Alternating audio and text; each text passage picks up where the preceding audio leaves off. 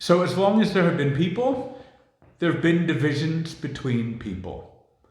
This is pointed out the very beginning of the Bible, the story of the origin of people, Adam and Eve. In that story, one of the first things that they do is they turn on God and they turn on each other. There is division from the very start. God says, here's what you don't do. They do it. They break the one rule that they were given. And the first consequence of that disobedience of God is that Adam and Eve are ashamed of themselves and hide from each other and hide from God. And when God comes and finds them and says, Adam, what did you do? Adam immediately puts the blame on someone else. It's Eve's fault for shoving the apple down his throat, which is not how it was told. And it's God's fault for putting Eve there in the first place. It's certainly not Adam's fault.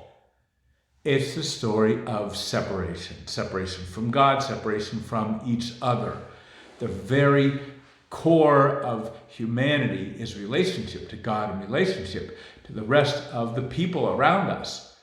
But our reality has been schism and division and distrust and hatred. And we are now at a time where we are seeing division and distrust and hatred at horrible, horrible levels and blunt and right in our faces. We are divided economically and racially and politically, and there is no sympathy.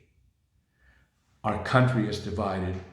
Our congregations, our churches, the whole body of Christ is divided into a jillion little denominations, all distrustful of each other.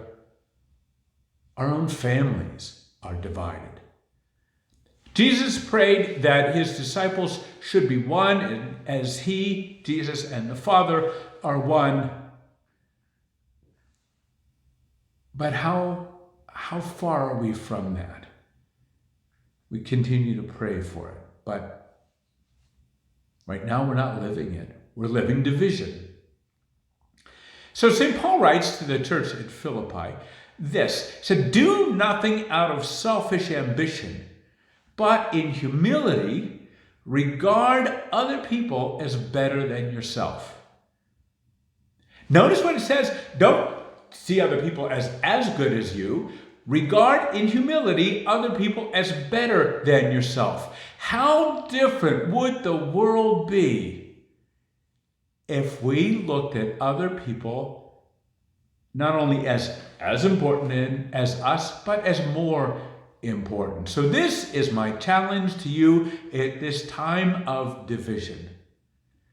To look at people around you, people that you disagree with, people that you know with absolute certainty are completely and dead wrong, to look at them as better than yourself.